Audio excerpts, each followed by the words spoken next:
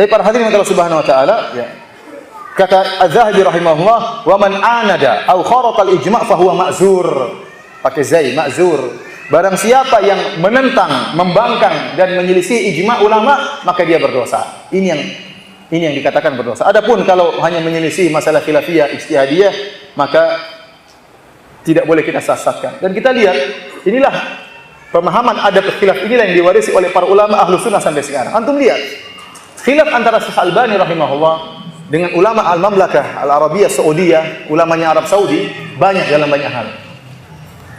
Contoh, Syekh Albani menganggap orang kalau sami Allahu liman hamidah harus begini.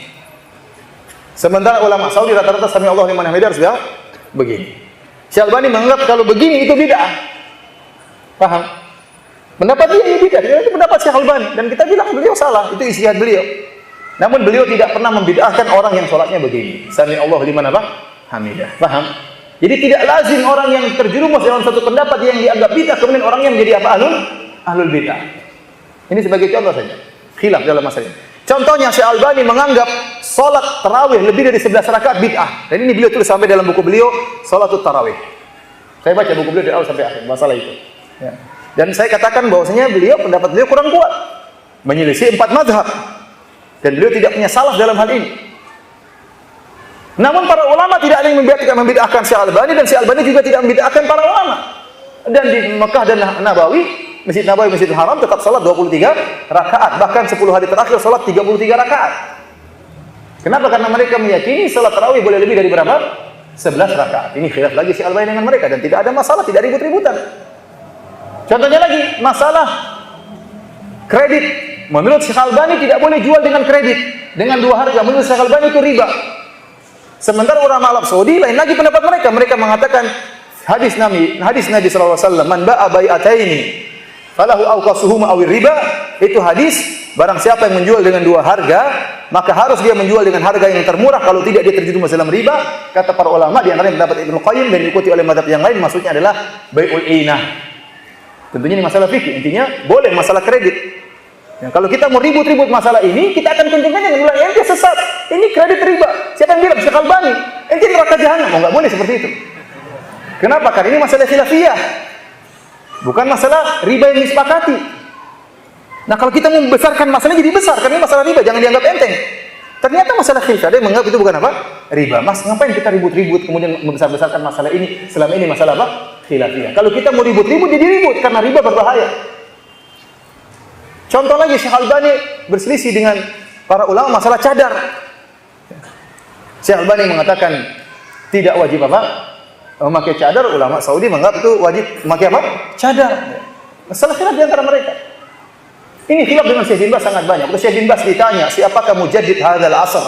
Wahai Syekh bin Baz, siapakah pembaharu abad ini? Kata Syekh bin Baz, Al-Albani. Syekh Albani, kata Syekh bin Baz. Dengan penuh penghormatan kepada Syekh Albani.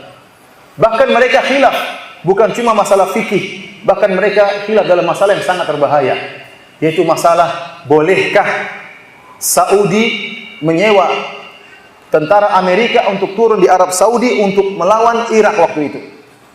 Ini masalah berbahaya, masalah keselamatan jutaan manusia. Karena menurut orang-orang Saudi, kalau Saddam Hussein sudah, semoga Allah merahmatinya, kalau dia meninggal Islam ya, kemudian kalau dia menyerang Kuwait sudah kalah, dia akan menyerang Saudi. Sementara Kuwait, ya, orang-orang Muslim juga, tapi diserang oleh apa? Saddam Hussein. Maka menurut kebijaksanaan pemerintah Arab Saudi yang didukung oleh fatwa sebagian ulama, yaitu Syekh bin Baz, boleh kita minta tolong dengan orang yang kafir, yang musyrik dalam rangka untuk menolak apa? Kemudaratan.